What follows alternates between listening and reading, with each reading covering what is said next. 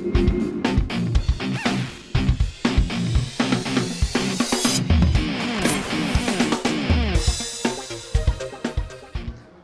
দেশে জড়ো হয়েছে ৪৮ দল, মধ্যমণি ফুটবল। এই পৃথিবী নামক গোলকের সকল মানুষকে মাতিয়েছে একই ছন্দে। গোলকের ফুটবলের সেরা আসর নিয়ে আমাদের এখন মাঠের প্রতিদিনকার বিশেষ আয়োজন, সঙ্গে আছি আমি নোমান আব্দুল্লাহ। দর্শক, বিশ্বকাপ নিয়ে এখন মাঠের বিশেষ আয়োজনে আজকে আমাদের সঙ্গে অতিথি হিসেবে আছেন বাংলাদেশ জাতীয় ফুটবল দলের সাবেক ফুটবলার এবং কোচ শফিকুল ইসলাম মানিক। অনেক আপনাকে স্বাগত জানাচ্ছি। ধন্যবাদ।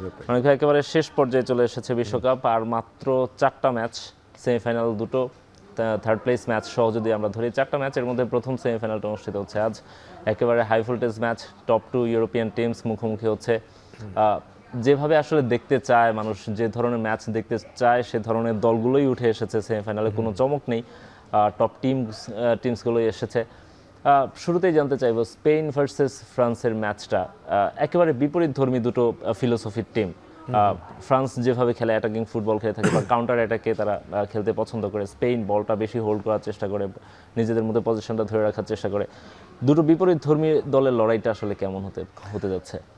আপনার প্রথম কথায় আসে যে মানে এক্সপেক্টেড টিম হিসেবে আমার মনে হয় যে ইংল্যান্ড এখানে ইন করেছে। সেখানে সবার এক্সপেকটেশন ছিল ব্রাজিল।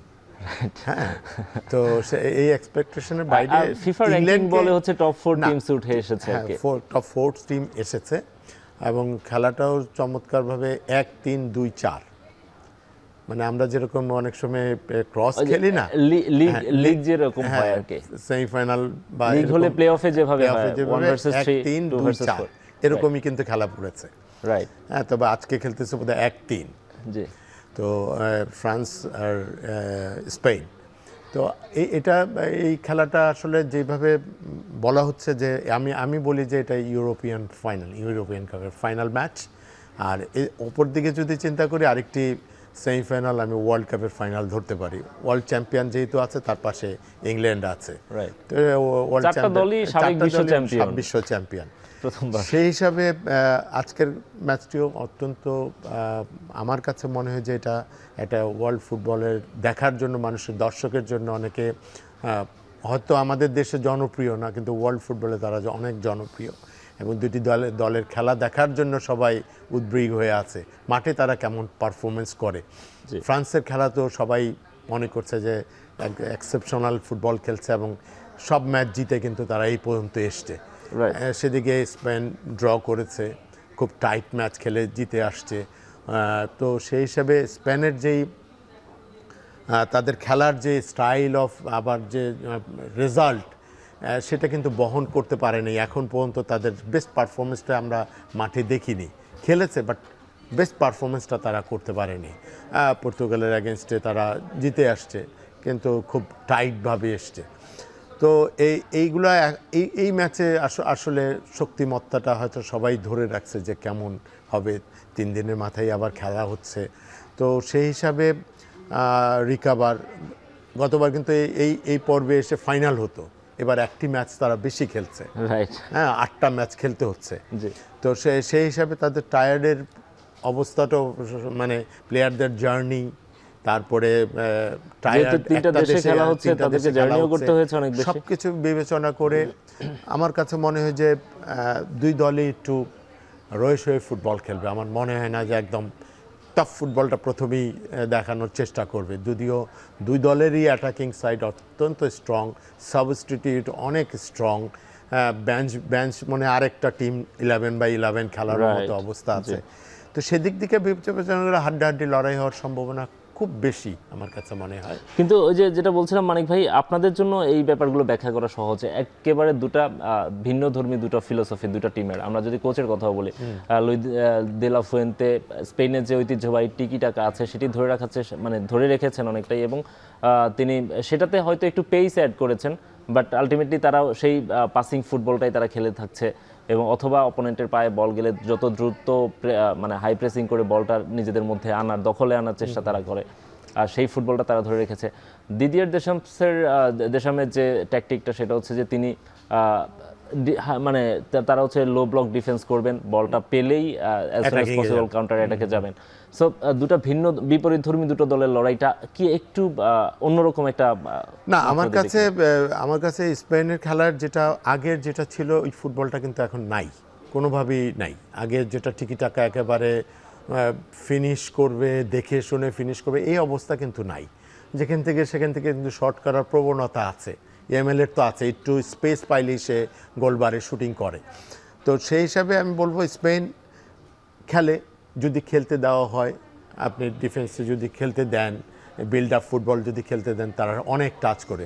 হাই প্রেস যারা করে, অপোনেন্ট যদি হাই প্রেস ফুটবল খেলে, তাইলে হয়তো সেই সুযোগটা কম পায়। তো সেখানে ফ্রান্স অনেক এগিয়ে অ্যাটাকিং ফুটবল খেলে, তাদের কারণও আছে, তাদের মিডফিল্ড টু ফরওয়ার্ড এত স্ট্রং, মানে এত স্ট্রং, সবাই মনে হয় যে গোল গেটার। যদিও গোল গেটার এই 4 জনের ভিতরে একজন তো অলিসে এখন পর্যন্ত গোল গেটার না, অ্যাসিস্ট হিসাবে হাইস্ট আছে, রাইট। বাট দেমবেলে এবং এমবাপ্পে এই দুইজন তো গোল করে এগিয়ে আছে। 8-5-13 গোল তারা অলরেডি দুজনে মিলিয়ে করে ফেলেছেন। তো অলিসে এখানে তারা একটু কম আছে।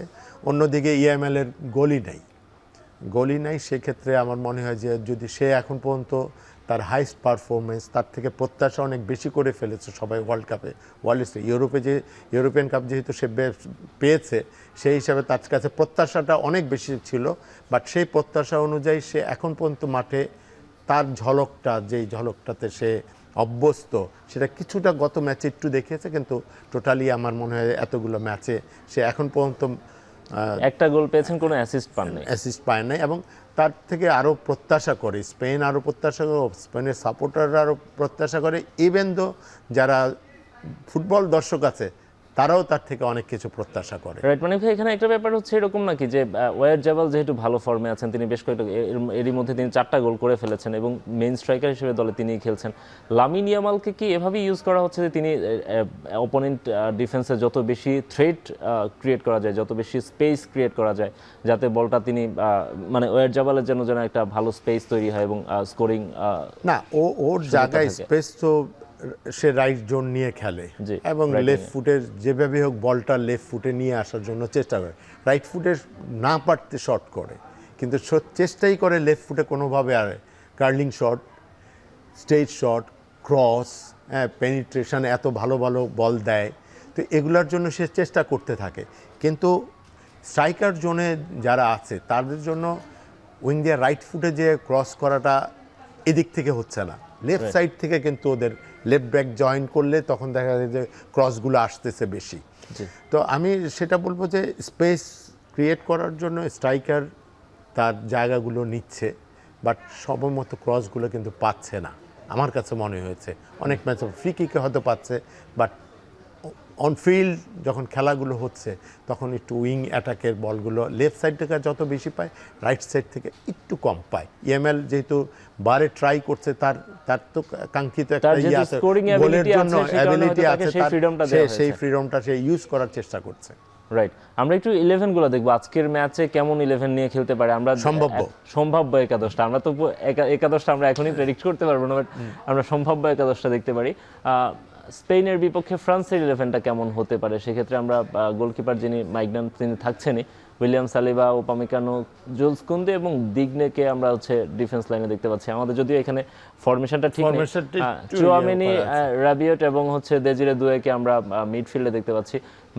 মাইকেল ওলিসে আমরা এই টুর্নামেন্টটাতে দেখছি তিনি অনেকটা নাম্বার 10-এর ভূমিকায় খেলছেন এবং যদিও তিনি ক্লাব ফুটবলে তিনি কিন্তু ফরওয়ার্ড লাইনেই খেলে থাকেন, এখানে তিনি একটু পিছিয়ে আসছেন, যে কারণে এমবাপ্পে এবং দেমবেলেকে তিনি অনেক বেশি বল যোগান দেওয়ার চেষ্টা করছেন। এই টিমটা যে কোনো টিমের জন্যই হুমকি তো বটেই 100%। তাদের ফরওয়ার্ড লাইন তো বিশ্বের সেরাই বলা চলে, সেরাও, এবং তারা পরীক্ষিত সবাই।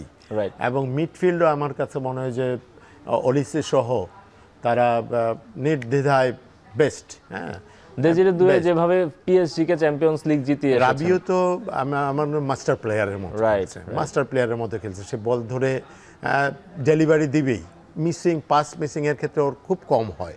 রাবিও ওই জায়গাটাতে মানে একজন মিডফিল্ডার যেরকম হওয়া উচিত ঠিক অ্যাটাকিং মিডফিল্ডার হিসেবে সে কিন্তু খুব দারুণ, এবং ডিফেন্সও সেটা করে, ডিফেন্সকেও হেল্প করছে।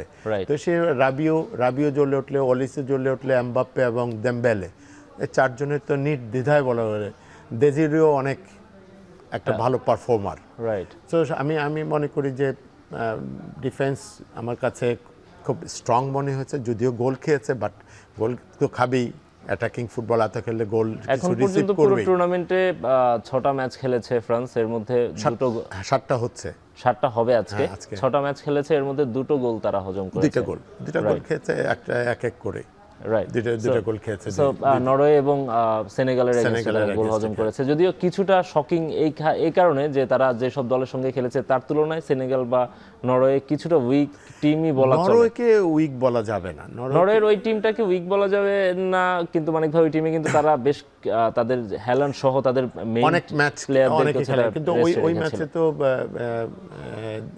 এমবাপ্পে কিন্তু গোল পায়নি।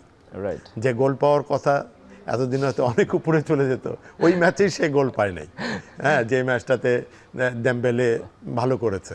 জি, দেমবেলে হ্যাটট্রিক করেছে, সেটাই বলে। রাইট। আমরা একটু স্পেনের 11টাও দেখতে পারি এই সঙ্গে। স্পেনের যে 11টা আমরা দেখতে পাচ্ছি, উনাই সিমন গোলকিপার হিসেবে আছেন যথারীতি। লাপোর্তে দুর্দান্ত ছন্দে আছেন এই ওয়ার্ল্ড কাপে। আমার কাছে মনে হয় এই ওয়ার্ল্ড কাপের বেস্ট 11 যদি করা হয়, সব টিম মিলিয়ে লাপোর্তেকে সেখানে রাখা যায়। পাউ কুবার্সি প্রায়ই উপরে উঠে আসছেন, একই সঙ্গে ডিফেন্সে হেল্প করছেন। পেদ্রো পোরো দারুণ ছন্দে আছেন। এই প্লেয়ারটাকে মনে হয় আমরা ওয়ার্ল্ড কাপের আগে সেভাবে দেখিনি পেদ্রো পোরোকে, কিন্তু ওয়ার্ল্ড কাপে আমরা তাকে চোখে বেশ ভালো ছন্দে আছেন। মার্ক কুকুরেয়া পরীক্ষিত ফুটবলার, পরীক্ষিত না, ও যতগুলো লেফট ব্যাক আছে one of the best best left back, attacking এবং ডিফেন্সও করে। তার হাইট ছোট হতে পারে, but he is a very strong, এবং যে কোনো মুহূর্তে তিনি উইং ধরে উঠে যাচ্ছেন। আবার মানে লেফট সাইডে লেফট উইঙ্গার যদি নাও থাকে, সে উইঙ্গারের কাজটুকু করে দিচ্ছে। রাইট।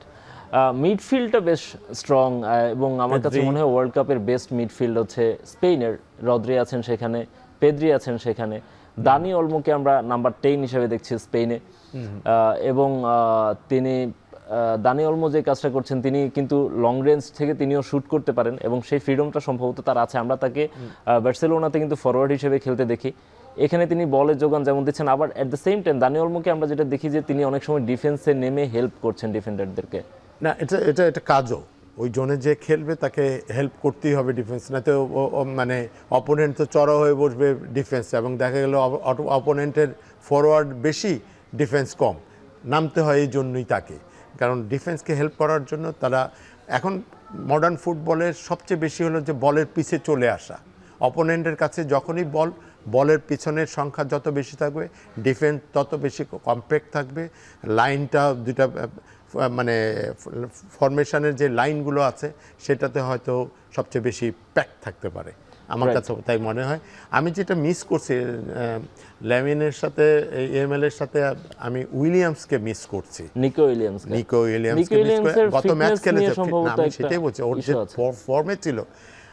স্পেনের সবচেয়ে মানে শক্তি পার্টি ছিল দুইটা উইং, রাইট, এবং এই উইং মানে চরম, এবং স্ট্রাইকাররা আরামে গোল করার জন্য যথেষ্ট ছিল। এবং ইএমএল তখন ইএমএল অ্যান্ড উইলিয়ামসকে সামলাবে না, ইএমএলকে সামলাবে, যে কোনো অপোনেন্টের জন্য একটা থ্রেট থাকতো তারা, এবং ওইটা একটু মিসিং। ওই জায়গায় অ্যালেক্স বায়োনাকে কিন্তু গত ম্যাচে বেশ ভালো ফর্মে দেখা গেছে মানিক ভাই, খেলছে, কিন্তু একটা পরীক্ষিত প্লেয়ার যখন থাকে না, তখন হয়তো কিছুটা নিকো উইলিয়ামসের মতো ওই পেসটা সম্ভবত অ্যালেক্স বায়োনার নেই, কিন্তু তিনি বল যোগান দিতে পারছিলেন ভালো, বল ক্রস করতে পারছিলেন ভালো, বা ডি বক্সে বল দিতে পারছিলেন ভালো। ওয়াইটজাবালকে নিয়ে একটু কথা বলতে চাই, শুনতে চাই আপনার কাছ থেকে মানিক ভাই। ভালো গোল পাচ্ছেন, কিন্তু মানে একটু কি দুর্বল শট, মানে শুটিং ওর যে জায়গাটা হলো গোল গেটার, আনডাউটলি গোল গেটার, যে কোনো অপরচুনিটিতে সে গোল করার সুযোগ থাকে তার। তবে তাকে দিয়ে সব কিছু যে হবে সেটা না। তো আমার মনে হয় যে চেঞ্জে যে প্লেয়ারগুলো আসতেছে, সেটা হলো মেরিনো যখন আসে, তখন দেখা যায় যে তারা আরও জ্বলে ওঠে। মেরিনো গোল করছে, সে গোল পাচ্ছে, বাট মেরিনোর কাজটা কিন্তু গোল করার না, তিনি একটু পিছনে থাকতে midfield-এ কিন্তু খেলার সে কথা। গোল পাচ্ছে, তাকে হয়তো মার্কিং এ ভুল করছে জি। বা সে পিছন থেকে যে নাম্বার 10 হিসাবে যে অ্যাটেন্ড করতেছে ফরওয়ার্ডে, কোনো কারণে হয়তো গোলকিপার মিস করতেছে বা সামহাও ডিফেন্ডাররা ক্লিয়ার করে ওই বলের উপর সে শুটিং করছে, সেই স্পেসগুলা তার সুযোগ থাকছে। তো সেক্ষেত্রে আমাকে মনে হয় যে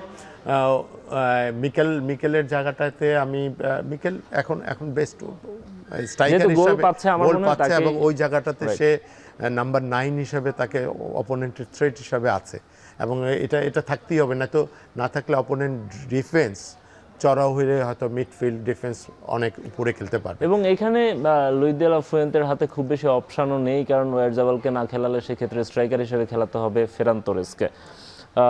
খুব একটা তোরেসও তো- ভালো ছন্দে কিন্তু না, তিনি ছন্দে নেই। নাই, খেলতে পারছে না বলে হয়তো অতটা ছন্দে খুঁজে পাচ্ছে বা না। দেখা যাচ্ছে না দেখা যাচ্ছে না। জি। ও খেলতে পারলে কিন্তু ওর জায়গাটা ও আবার করে নিতে পারতো, বাট ওই সুযোগটা আসতেছে না। যারা পারফর্ম করছে, যেহেতু এখন পর্যন্ত হোঁচট ওইভাবে খায়নি, প্রথম ম্যাচটা একচেটিয়া খেলার পরও গোল পায়নি, গোলটাই শুধু পায়নি, কিন্তু তারপর থেকে তো তারা গোল পাচ্ছে, আস্তে আস্তে এগোচ্ছে। তো আমি মনে করি যে সাবটা বেশ থাকা আমার কাছে মনে হয় যে অপোনেন্টের জন্য থাকে। আজকের খেলার দুইটি দেশেরই সাব হলো রিজার্ভ বেঞ্চ হলো বদলিগুলো বড়, কিভাবে করছেন strong, কোচরা সেটাই এবং খুব কোচের গুরুত্বপূর্ণ হাতে হয়ে যাবে। অনেক অপশন আছে। অপশনগুলা আমার কাছে মনে হয় যে কাজে লাগাতে পারবে এবং বলে ম্যাচের মনে হয়। পার্থক্য গড়ে দিবে গড়ে দিবে, substitute-রা। হ্যাঁ, definitely। একটা জিনিস মানিক ভাই, আমরা সবসময় ফুটবলে শুনি যে মিডফিল্ড যারা কন্ট্রোল করেন ম্যাচটা তারা কন্ট্রোল করেন। স্পেনের মিডফিল্ড কি কম্পারেটিভলি ফ্রান্সের চেয়ে এখানে এই ক্ষেত্রে কিছুটা এজ পাবে কিনা বা এগিয়ে থাকবে কিনা? না, আমার মনে হয় দুই দলের মিডফিল্ড স্ট্রং। এখন এই জায়গাতে এখন কিভাবে খেলবে, হাই প্রেসিং কেউ খেলবে নাকি খেলতে দিয়ে বিল্ড আপ ফুটবলটা দুই দলেই খেলার দেওয়ার সুযোগ করবে, সেটা দেখার বিষয় হবে মাঠে যে এই প্রেসিং ফুটবলটা কিভাবে আসবে। এটা মিডে এসে প্রেস করবে নাকি লো ব্লক হলে লো ব্লকে যে হাই প্রেসিং করবে না, লো যেটা হয়তো আমরা হয়তো স্পেনকে দেখতেছি পিছনে খেলছে। তো এখন যদি হাই প্রেসিং করে ফ্রান্স, তা ওই জায়গাটাতে হয়তো বিল্ড আপ ফুটবল খেলতে পারবে না। এবং একটু টানতেই হয়, গত ম্যাচে যেমন আর্জেন্টিনাকে কোনোভাবেই ডিফেন্সে খেলতে দেয় নাই, সুইজারল্যান্ড। মার্টিনেসকে দেখা গেল লম্বা লম্বা ফেলতে হয়েছে। Right. তো এই ধরনের ফুটবল হলে কিন্তু ফুটবলের কিছুটা সৌন্দর্য নষ্ট হবে। বিল্ড আপ ফুটবল করে যেভাবে আসা যায়, কিন্তু সেটা হয়তো এই জায়গায় অ্যাবসেন্ট থাকবে। তো এবং- এখন মাঠে যেয়ে দেখা যাবে যে হাই প্রেসিং, কিছুক্ষণ খেলা দেখলেই বোঝা যাবে যে আজকে কিভাবে আসছে ফ্রান্স, আচ্ছা স্পেনও কিভাবে আসছে, মাঠে প্রথমেই দেখা যাবে সেটা। ফরমেশন ইজ নট ফ্যাক্টর হলো যে প্রথমে স্টার্টিংটা Formation- সে কিভাবে শুরু করার পরে হাই প্রেস ওর ডিফেন্ডিং পার্টটা কিভাবে করে লো ডিফেন্স করবে কিনা সেটাই দেখার বিষয় হবে। রাইট। সেক্ষেত্রে মানিক ভাই এখন বিশ্বকাপের যে স্টেজটা, নকআউট স্টেজ, সেমিফাইনাল, একটা ম্যাচ টিম জিতলেই শেপটা ফাইনাল, সবচেয়ে বেশি সেক্ষেত্রে- ইম্পর্টেন্ট। আরেকটু বলি, টিম শেপ মাঠে যখন দেখবেন যে টিম শেপটা তারা সুন্দর করে কিভাবে রাখছে, হ্যাঁ, অপোনেন্ট অ্যাটাকে আসতেছে, টিম শেপটা কোন ফরমেশনে আছে, কিভাবে আছে, তখনই আপনি পরিষ্কার হয়ে যাবেন যে আজকের কিভাবে অ্যাটাকিং ওর কিভাবে যাবে টিমগুলো অ্যাটাকিং ফুটবলে, সেটা দেখা যাবে। রাইট। আমরা একটু আজকের ম্যাচে সবচেয়ে বেশি আলোচনায় থাকবেন যে দুজন, তাদেরকে নিয়ে একটু কথা বলতে চাই। এমবাপ্পে বনাম ইয়ামাল লড়াই আমরা বলছি, দুজনই এই মুহূর্তে ওয়ার্ল্ডের বেস্ট ফুটবলারদের মধ্যে অন্যতম। এমবাপ্পের পারফরমেন্স দেখছি আমরা এই ওয়ার্ল্ড কাপে, তিনি 6টা ম্যাচ খেলেছেন, 8টা গোল করেছেন, 3টা অ্যাসিস্ট করেছেন, এবং আমরা দেখতে পাচ্ছি টাচ, পাস, চান্স ক্রিয়েশন, সব দিক থেকেই তিনি কিন্তু বেশ এগিয়ে। এমবাপ্পের পেস, এমবাপ্পের ফিনিশিং, রক্ষণের সহায়তা, মানে ওকে ফ্রি রাখা হয়েছে এবং তাকে খুব ডিফেন্ডিং করতে হচ্ছে না, খুব কমই করছে, রাইট। যাতে সে তার ফুল ফ্লেজেড অ্যাটাকিংয়ে নজর দিতে পারে। এবং এমবাপ্পে এই টিমটাতে আমরা সাধারণত তাকে লেফট উইংয়ে খেলতে দেখি, এই টিমটাতে তিনি মেইন স্ট্রাইকার হিসেবে খেলছেন ফ্রান্সে। মেন স্ট্রাইকার হলেও কাজটা করছে হলো যে সে কিন্তু Number 9 আসতেছে, যখনই স্পেসগুলা ওপেন হচ্ছে দুই সাইডে কিন্তু সে যাচ্ছে বলের জন্য, জি। কারণ স্ট্রাইকার থেকে ওই গ্যাপ পজিশনগুলোতে যেতে, ফ্রি স্পেসে যেতে খুব সুবিধা হয়।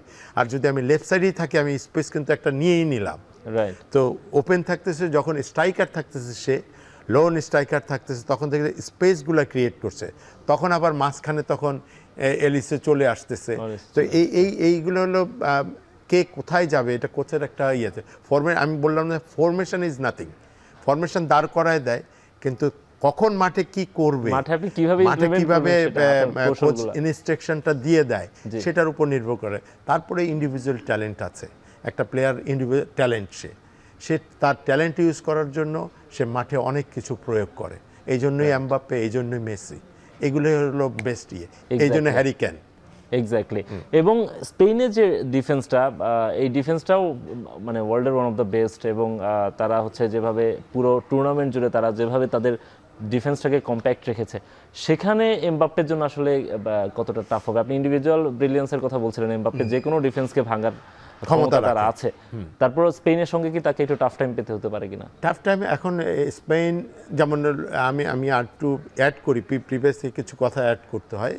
যেমন সুইজারল্যান্ডের এগেনস্টে সুইজারল্যান্ড ভেবেছেই, মানে তারা আগের থেকেই কোচ বলে দিয়েছে যে আমি মেসিকে আটকানো সম্ভব না, বাট মেসিকে পাস দেওয়াটা ঠেকানো সম্ভব।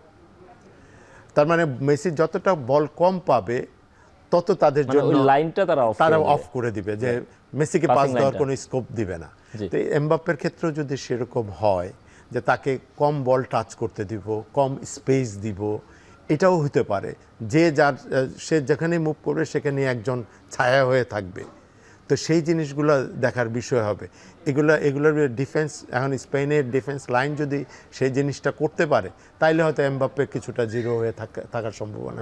তারপরে এই ধরনের প্লেয়ারকে আটকানো অসম্ভব ব্যাপার হয়ে যায়, এবং দেখা গেল যে পেনাল্টিতে গোল করলো, তার নাম হলো, এবং একটা ছোট্ট মোমেন্টামই অনেক কিছু চেঞ্জ করে দিতে পারে। রাইট। আমরা একটু ইয়ামালকে দেখতে পারি এই ওয়ার্ল্ড কাপে। ইয়ামাল কেমন খেলেছেন এখন পর্যন্ত? ভাই আগে শুরুতেই বলছিলেন যে ইয়ামাল কিন্তু এখন পর্যন্ত তার সেই ঝলকটা দেখাতে পারেননি। 6টা ম্যাচে 1টা গোল করেছেন, 0 অ্যাসিস্ট, পাসও আমরা দেখতে পাচ্ছি 156টা সফল পাস তার কাছ থেকে আমরা দেখেছি।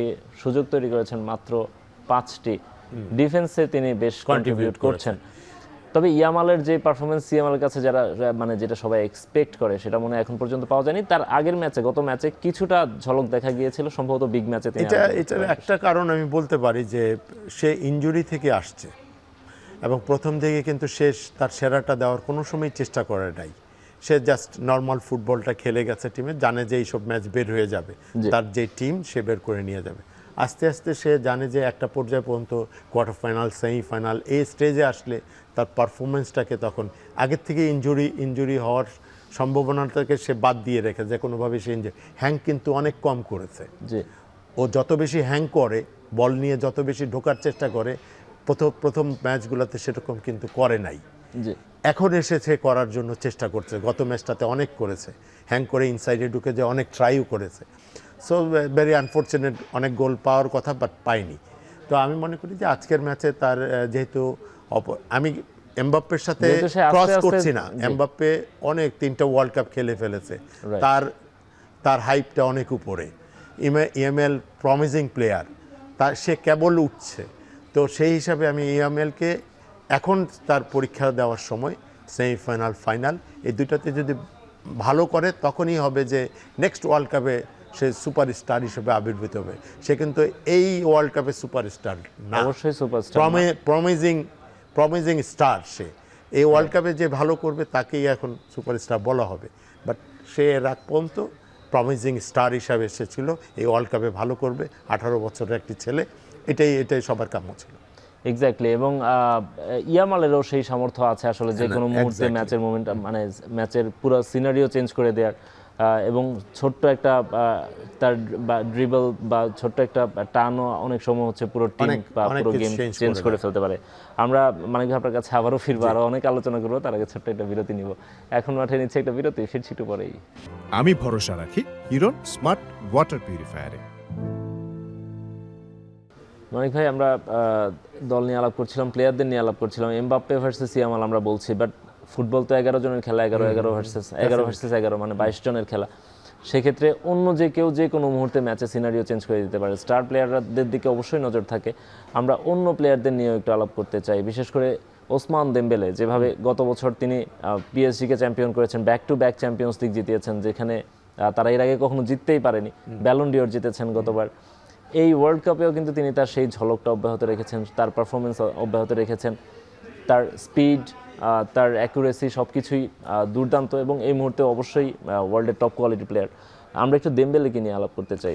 না, দেমবেলের যে জিনিসটা আছে, সে রাইট উইংয়ে খেলে এবং সেখান থেকে সে তাকে বোঝা যায় না যে সে কি করছে। অনেকে মনে করতেছে ওই জায়গায় দাঁড়ায় আছে বোধহয় কী করবে, সে স্পেসটা অনেক ওয়াইড করে ফেলে। ওয়াইড থেকে সে হয় ইনসাইডে ঢুকে, নয় সে শুটিং করার জন্য ইনসাইডে ঢুকে, দুইটা ইনসাইডে, একটা আউটসাইড দিয়ে ইনসাইডে ঢুকে, আর নয়তো সেন্টার দিয়ে ইনসাইডে ঢুকে শুটিং করার জন্য। তার এই দুইটা কোয়ালিটি খুব কিন্তু মারাত্মক, এবং সে প্রতিটা ইয়েতে অ্যাটেন্ড করে। তাকে বোঝা যায় না, সে একটা শান্তশিষ্ট প্লেয়ার মনে হয়, এবং তাকে মুখে কিন্তু হাসিও খুব কম, এবং সে খুব সিরিয়াস।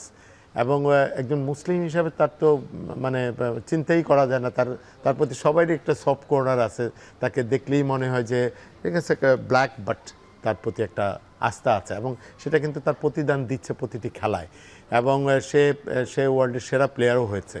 তো সেই হিসাবে আমার কাছে মনে হয় যে দেমবেলে আবারও জ্বলে উঠবে না, তার বয়স এখনও অনেক আছে, সময় আছে তাকে এই ওয়ার্ল্ড কাপ খেলবে, নেক্সট ওয়ার্ল্ড কাপও হয়তো খেলবে সে। এই জুটিটা আমার কাছে মনে হয় যে দেমবেলে, এমবাপ্পে, ওলিসে, এই তিনজনের জুটিটাই কিন্তু মারাত্মক। তিনজন জুটি বলতে দুজনের না, তিনজনের ত্রয়ী। এই ত্রয়ীটা আমার কাছে মনে মাঠে বড় এফেক্টিভ, এবং যে কোনো অপোনেন্টের জন্য থ্রেট, এবং যে কোনো একজন একসময় জ্বলে উঠলেই হবে। অলিসের প্রতি সময়ই জ্বলে উঠছে, সে হয়তো গোল করছে না, কিন্তু এই দুজন কিন্তু এমবাপ্পে গোল পাচ্ছে না, দেমবেলে গোল করে বের করে নিয়ে আসতেছে। হ্যাঁ, দেমবেলে গোল পাচ্ছে না, এমবাপ্পে গোল করে নিয়ে টিমকে বের করে নিয়ে আসছে। এবং অনেকে বলে যে ওই যে অনেক সময় কাঙ্ক্ষিত একটা জিনিস থাকে না, যেমন পেনাল্টি পাচ্ছে, দেমবেলে করবে না দুজনেই ভালো মারে, দেমবেলে করবে না এমবাপ্পে করবে। দেমবেলে হাতে নিয়েছে না এমবাপ্পে, যেহেতু পূর্ব থেকে নির্ধারিত এমবাপ্পে করবে, সেই হিসাবে এমবাপ্পেকেই দেয় ক্যাপ্টেন হিসাবে, এবং আছে। তো এমবাপ্পে যেহেতু আগের ম্যাচে মিস করে ফেলেছে, পরের ম্যাচে যদি সুযোগ পায়, আমার মনে হয় না এটা প্রি ডিসাইডেড জিনিস যে পেনাল্টি কে মারবে। এমবাপ্পে তো মিস অনেক করে, এরকম না যে গোল করে, এবং তাকে সেরা প্লেয়ার বা হাইয়েস্ট গোল গেটার পাইলে ফ্রান্সেরই কিন্তু নাম হবে। চ্যাম্পিয়নের সাথে যদি এই দুইটার একটা আরো দুইটা গোল্ডেন বুটটা যদি পেয়ে যাওয়া যায়, গোল্ডেন বলটা হিসাবে আমার মনে হয় যে তারাও সবাই মিলে, যেমন মেসির জন্য সবাই চেষ্টা করে, আমার ধারণা যে এদিকে এমবাপ্পের জন্য সবাই চেষ্টা করছে যে তাকে যত বেশি সুপারস্টার, তার ওয়ার্ল্ডের সেরা টিমের সাথে সেরা প্লেয়ারটাও দলে আছে, এরকম একটা তাদের একটা ব্র্যান্ডিং এরও ব্যাপার আছে সেখানে। রাইট মানিক ভাই, আমরা দেমবেলের পারফরমেন্স আলাপ করলাম, আমরা একটু অলিসেরকে নিয়ে বলতে চাই। অলিসের কথা বারবারই আসছে, এইদের কথা বললে বা ফ্রান্সের ফরওয়ার্ড লাইনের কথা বললে অবশ্যই অলিসের কথা আসবে, এবং এই ওয়ার্ল্ড কাপটা তিনি মোটামুটি অনেকটাই নিজের করে নিয়েছেন। এমবাপ্পে দেমবেলের দলে থেকেও অনেকটা স্পটলাইট তিনি কেড়ে নিয়েছেন। এটা তার অ্যাসিস্ট, 5টা অ্যাসিস্ট করেছে অলরেডি, এবং তাকে তার গোল গেটিংয়ের থেকে শুটিং করছে, সে যে কোনো জায়গা থেকে শুটিং করছে এবং ফ্রি স্পেসে ঢুকছে। সে নাম্বার 10 পজিশানে খেলছে, বাট সে কিন্তু ফরওয়ার্ডে যায় জয়েন করতেছে প্রত্যেকটা স্পেসে। সেকেন্ড বলে সে অ্যাটেন্ড করতেছে প্রতিটা ক্ষেত্রে, এবং তার পাস খুব কম হচ্ছে। সে পেনিট্রেশন পাসগুলো এমবাপ্পেকে দিচ্ছে বা দেমবেলেকে দিচ্ছে, এবং নিজে অ্যাটেন্ড করতেছে অ্যাটাকিংয়ে। এটা কিন্তু ওর একটা বিশেষ গুণ, এবং তার বল কন্ট্রোল, হ্যাঁ, খুব কন্ট্রোল আছে তার বলে, মানে সে মাঠে বলকে সে সহজে তার পার থেকে সহজে কেউ নিতে পারে না, এই গুণটাও তার ভিতরে আছে, এবং সে তারপরে ফাইনাল পাস এবং ইয়েগুলো দেওয়ার সুযোগ পাচ্ছে। এবং তাকে আমার মনে হয় যে তার বয়স যা আছে, সে ওয়ার্ল্ডের সেরা ফুটবলার হবে, নো ডাউট। সেরা ফুটবলারের তকমা নিয়ে মাঠে মানে আমাদের কাছে আসবে এই ওয়ার্ল্ড কাপে, নেক্সট ওয়ার্ল্ড কাপে আসবে ডেফিনেটলি। কারণ নেক্সট ওয়ার্ল্ড কাপে অনেক স্পেস আছে, বড় বড় খেলোয়াড়রা সব চলে যাচ্ছে, স্টার প্লেয়াররা যাদেরকে এখন দেখে আসতেছি আমরা, তাদেরকে আর পাচ্ছি না। তো তাদেরকে না পারলে এদেরকেই আমরা স্টার সুপারস্টার হিসাবে আবির্ভূত হবে, নো ডাউট। রাইট, আমরা একটু স্পেনের প্লেয়ারদের পারফরমেন্স দেখতে চাই। সেই ক্ষেত্রে আমরা লাপোর্তাকে পাবো আমরা। এই যে দেমবেলে, এমবাপ্পের কথা বলছি, ওলিসের কথা বলছি, তারা যেভাবে রক্ষণচেরা পাস দিচ্ছেন বা গোল করছেন, সেটিকে ঠেকানোর জন্য স্পেনের আছেন লাপোর্তে, এই ওয়ার্ল্ড কাপে দুর্দান্ত ছন্দে আছেন। রাইট, লাপোর্তাকে আসলে এমবাপ্পেদেরকে ঠেকিয়ে রাখতে পারবেন কিনা? দেখলেই বোঝা যায় কত পাস সে পারফেক্ট। এক একটা ম্যাচে 6টা ম্যাচে ভাগ করে যদি দেখি 70-80টা করে গড়ে তার সাকসেসফুল পাস সাকসেসফুল পাস, এটা চিন্তাই করা যায় না Right. পাস রেটিং এর ক্ষেত্রে। তবে যেহেতু একটু নিচে পড়ে খেলছে বা নিচে হোল্ড করছে বল, বিল্ড আপ ম্যাচ খেলছে, টাচগুলো বেশি দেখা যায় এবং পাসগুলো খুব মিস কমই হয়। যখনই ফাইনাল পাস দিবে তখন যদি কারেক্ট হয় সেটা তো গোলে পরিণত হয়, অর যে কোনো একটা অ্যাটাকিংয়ে পরিণত হয়। তো আমার কাছে মনে হয় সেই জায়গাতে হয়তো যে মিস পাসগুলো, কিন্তু towards the midfield to defense, defense, এই জায়গায় সে মিস পাস কম হয়, মিস কিন্তু পাস খুব কম হচ্ছে। লাপোর্তার যেটা অ্যামেজিং ব্যাপার সেটা হচ্ছে ডুয়েল উইন করেছেন তিনি 22টা। ডুয়েল, দ্যাট মিনস চেজের ক্ষেত্রেও সে সাকসেসফুল। Right. অপোনেন্ট থেকে বল কেড়ে নেওয়ার ক্ষেত্রে 1-1-এ কেড়ে নেওয়া is a very successful player. Right. এবং আমি শুরুতে যেটা বলছিলাম, লাপোর্তাকে আমার কাছে মনে হচ্ছে ওয়ার্ল্ড কাপের বেস্ট ডিফেন্ডারের খেতাবটা মনে হয় তিনিই পেতে পারেন। Definitely. আমরা রদ্রিকে দেখতে পারি, রদ্রির পারফরমেন্সটা একটু দেখতে পারি। মিডফিল্ডে খেলছেন, সফল পাস আপনি 100 পার ম্যাচ 100 100 9টা চান্স ক্রিয়েট ইভেন করেছেন দো তিনি।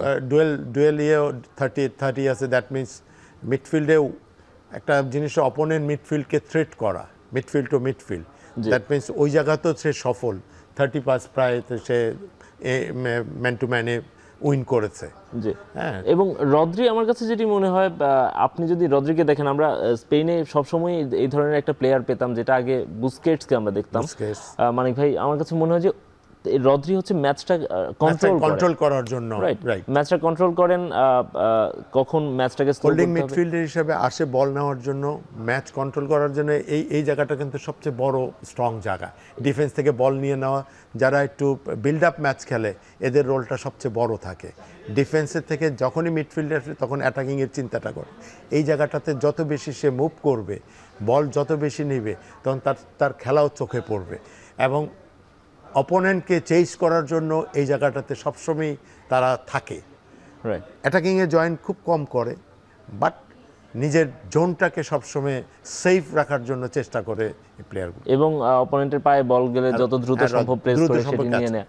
আমরা একটু পেদ্রিকে দেখতে পারি, মানে আমার খুব রদ্রি। পছন্দের প্লেয়ার পেদ্রি, বাট এখন পর্যন্ত মনে হয় এই ওয়ার্ল্ড কাপে তার সেরা পারফরমেন্সটা আমরা এখন পর্যন্ত পাইনি। এই ওয়ার্ল্ড কাপে তিনি সফল পাস দিয়েছেন 344টি, সুযোগ তৈরি করেছেন 9টি, ডুয়েল জয় করেছেন 21 বার, ডিফেন্সিভ কন্ট্রিবিউট করছেন, ট্যাকেলে জিতছেন, ইন্টারসেপ্ট করছেন।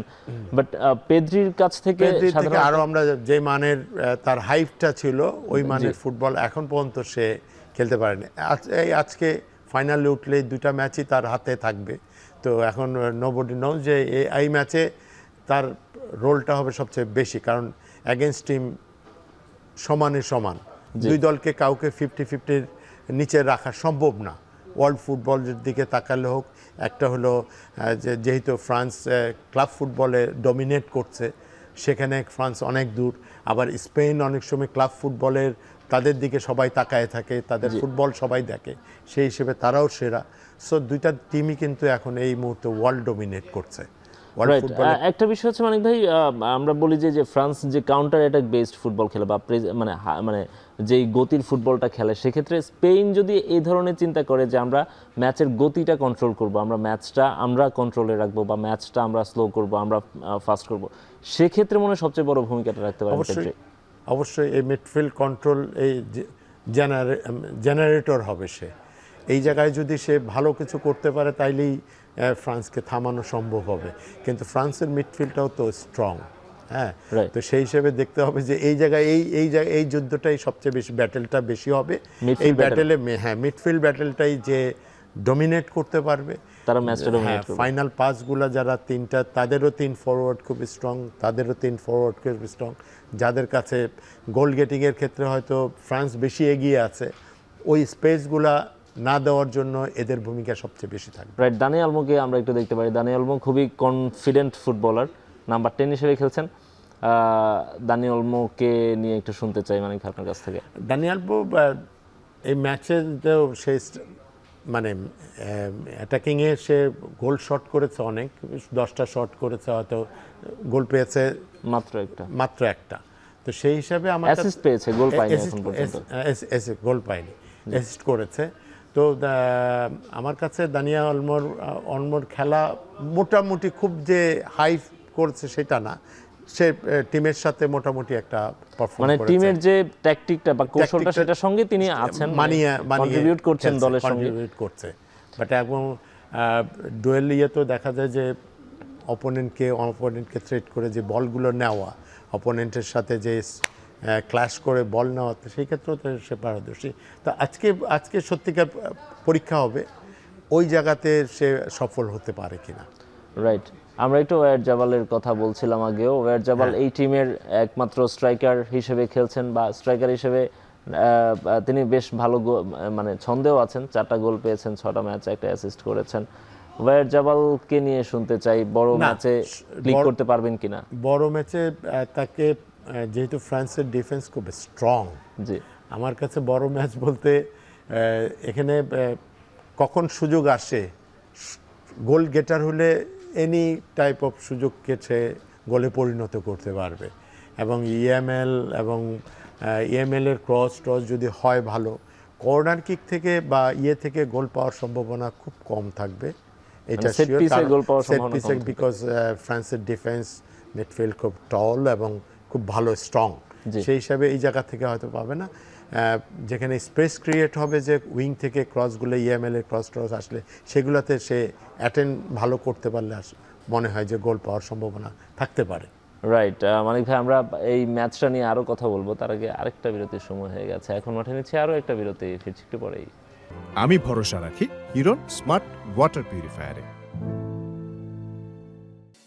মানিক ভাই, আমরা দুই দলের প্লেয়ারদের নিয়ে কথা বলছি, যারা গোল করতে পারেন, যারা গোল ঠেকাতে পারেন, কিন্তু আলটিমেটলি গোলটা সেভ করার জন্য মূল দায়িত্বটা পালন করতে হবে গোলকিপারদেরকে, এবং দুই দলেই দারুণ দুজন গোলকিপার আছেন, মেগনান এবং উনাই সিমন। আমরা দুজনকে নিয়ে আলাপ করতে চাই। একটু শুরুতে মেগনানের পারফরমেন্সটা দেখতে চাই এই ওয়ার্ল্ড কাপে। 6টা ম্যাচ খেলেছেন তিনি, মাইক মেগনান, এবং এর মধ্যে 9টা সেভ তিনি দিয়েছেন। ক্লিন শিট রেখেছেন 4টা ম্যাচে, 2টো ম্যাচে 2টো গোল হজম করেছেন, সেনেগাল এবং কঙ্গোর এগেনস্টে। পেনাল্টি সেভ করেছেন 1টি, গোল হজম করেছেন 2টি, সফল পাস দিয়েছেন। পাস গোলকিপারের কাছ থেকে সফল যাবে সেটি হওয়া স্বাভাবিক, বাট পেনাল্টি সেভ করেছেন তিনি, এবং ক্লিন শিট রেখেছেন 4 ম্যাচে। মেগনানের পারফরমেন্স এই ওয়ার্ল্ড কাপে, এটা বলতে হয় যে ফ্রান্স শুধু তো গোলকিপার ভালো খেললেই সব কিছু হয় তা না, তার আগে কিন্তু গোলকিপার আগে ডিফেন্সটা কার কত স্ট্রং, কত বেশি কম বল যায়, এবং কত মানে ক্লিনিক্যাল বলগুলো যখন সেভ করতে পারে তখনই গোলকিপারের আসল পরিচয়। তাদের কিন্তু এই ধরনের পরীক্ষায় ফেলতে পারে নাই অনেক টিম, এবং পরীক্ষা দিতে হয় নাই কম। যাদেরকে আমরা গোলকিপার হিসেবে এই ওয়ার্ল্ড কাপে দেখেছি তারা কিন্তু অনেক পরীক্ষায় পড়েছে এবং ওখান থেকে বেরিয়ে আসছে। পুরো 6 ম্যাচে 9 সেভ দিয়েছেন, আমরা দেখেছি 1 ম্যাচে 8 সেভ দিয়েছেন, 7 সেভ দিয়েছেন বোজিনিয়া, বায়ালেরোমরা, এই ধরনের ঘটনা ঘটেছে। ওই সব পরীক্ষায় তাদেরকে পড়তে হয়নি, যার কারণে তারা একটু সেফ সাইডে আছে। এখন আজকে প্রশ্ন হচ্ছে ফাইনাল পর্যন্ত কি দাঁড়ায়, এবং গোলকিপাররা কিন্তু বেস্ট গোলকিপার হবে সেমিফাইনালের পর্যন্ত, যারা ভালো খেলবে তাদের থেকে হয়তো বেস্ট গোলকিপারটা পাওয়া যাবে। তো সেই হিসাবে মাইকে হয়তো ভালো করেছে, যেহেতু ফ্রান্স ভালো করেছে, ফ্রান্সের ডিফেন্স লাইন অনেক স্ট্রং, মিডফিল্ড অনেক স্ট্রং, তার পর্যন্ত বল খুব ফেয়ার, মানে ফ্রি বলগুলো আসে নাই, যার কারণে তাকে ওই ধরনের পরীক্ষায় ফেলতে খুব বেশি বড় ধরনের আক্রমণ হয়নি, যার জন্য তাকে পরীক্ষায় পড়তে হয়নি। আর 2টো গোল হজম করেছেন, আমি একটা ভুল তথ্য দিয়েছিলাম, 2টো গোল হজম করেছেন, একটি সেনেগালের এগেনস্টে এবং আরেকটি হচ্ছে নরওয়ের এগেনস্টে। আমরা একটু উনাই সিমনকেও দেখতে পারি। উনাই সিমনকে কিন্তু বেশ ভালো পরীক্ষা দিতে হয়েছে, পরপর 2টো বিগ ম্যাচ তিনি সামাল দিয়েছেন, পর্তুগাল এবং বেলজিয়ামকে সামাল দিয়েছেন। তার আগে 5টা ম্যাচে তিনি ক্লিন শিট দিয়েছেন, এখন পর্যন্ত 6 ম্যাচ খেলেছেন, তার মধ্যে 5টা ম্যাচে তিনি ক্লিন শিট দিয়েছেন, একটা গোল খেয়েছেন, সেটি বেলজিয়ামের এগেনস্টে। তারপর উনাই সিমনের কথা আপনি যেটি বলছিলেন মানিক ভাই যে আসলে তাদের ডিফেন্স লাইনটা হয়তো এত কম্প্যাক্ট বা এত Compact থাকে। ভালো যে কারণে হচ্ছে তাকে খুব বড় পরীক্ষা দিতে হয়নি। তবে আজকে এমবাপ্পে এবং দেমবেলের এগেইনস্টে দেখার দেখা বিষয়। যাবে যে আসলে অনেক গোলের বল যেতে পারে, যাওয়ার সম্ভাবনা আছে। সেগুলো কিভাবে সে সেভ করে, সেভাবে কিভাবে হ্যান্ডেল করে, এগুলো কিন্তু দেখার বিষয় হবে। মানে গোলকিপারের উপর তো অনেক কিছু নির্ভর করবেন। কর্তোয়া দেখেন বেলজিয়ামের সাথে, বেলজিয়াম কিন্তু ওই ম্যাচ ড্র করে নিয়ে বের করে নিয়ে গেছিল। Exactly. সেখান থেকে তাকে এমন যখন একটা substitute গোল করা হলো। সাবস্টিটিউট প্লেয়ারটা তাকে নামালো, সে শেষ পর্যন্ত যেটা এক্সট্রা টাইমে নামানো যাওয়ার সম্ভবত কয়েক মিনিটের মাথায় তিনি গোল খেলেন। নামার না আরো পরে 10 মিনিটের জি গোল খেয়েছে। তো সেই ধরনের গোল তো এরা রিসিভ করে নাই বা এদেরকে এখনো পায় নাই। তো আজকের ম্যাচের পরে দুই গোলকিপারের ওয়েটটা বোঝা যাবে। দুই দলের ডিফেন্স লাইন স্ট্রং এবং ইউরোপের সেরা ডিফেন্স লাইন, মানে যাদেরকে বলা হয় ফ্রান্সেরও এবং স্পেনেরও। তো আমি মনে করি এদের সামনে থেকে আজকে কি দাঁড়ায়, টাইব্রেকার হইলে টাইব্রেকার পর্যন্ত গড়ালে তারপরে তাদের অবস্থান কি দাঁড়ায়, এগুলো দেখার বিষয় হবে। এক্স্যাক্টলি। আমরা একটু ছোট্ট করে দুই দলের কোচের ব্যাপারে শুনতে চাইবো, দুই কোচকে একটু। না আপনি নিজেও যেহেতু কোচ। না, দেশম তো অবশ্যই ওয়ান অফ দ্য বেস্ট এবং জেন্টাল আমি বলবো কোচ হিসাবে সে ওয়ার্ল্ড কাপের ক্যাপ্টেন। তো তার থেকে তো সব কিছুই আমার কাছে মার্জিত মনে হয়। কোনো তাকে তার ট্যাকটিক্স হিসাবে দেখেন, প্লেয়াররা যখন দেখবেন যে কোচকে যায় দড়ায় ধরে, তার মানে বন্ডিংটা অনেক স্ট্রং।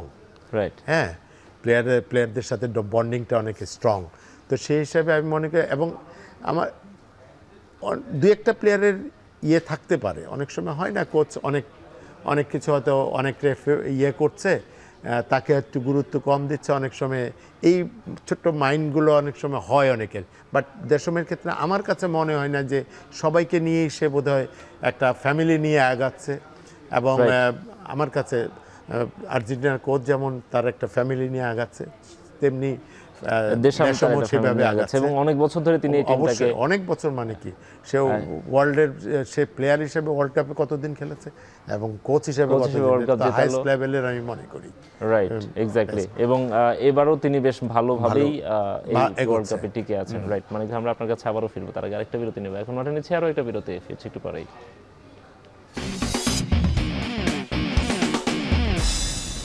বিরতির পর ফিরে এলাম আরও একবার। আপনারা দেখছেন এখন মাঠে। মানিক ভাই, আমরা এতক্ষণ দুই দলের শক্তি দুর্বলতা সবকিছু নিয়ে আলাপ করছিলাম। আমি জানতে চাইবো আপনার কাছে, ছোট্ট করে আমাদেরকে একটু বলবেন যে আজকের ম্যাচের রেজাল্টটা আসলে কেমন হতে পারে? It will be the tight match, আমি বলতে পারি এতটুকু, as per the previous performance.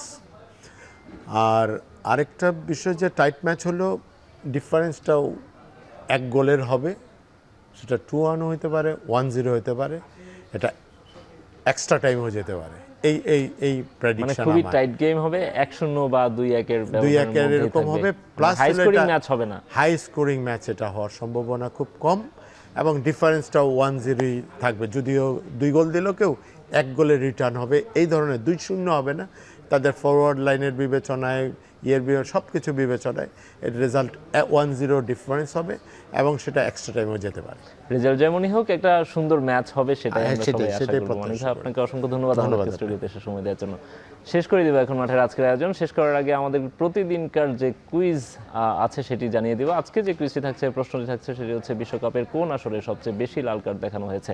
4টি অপশন দেওয়া আছে। অপশন এতে আছে 1998, অপশন বিতে আছে 2006, অপশন সিতে 2022 এবং অপশন ডিতে আছে 2002।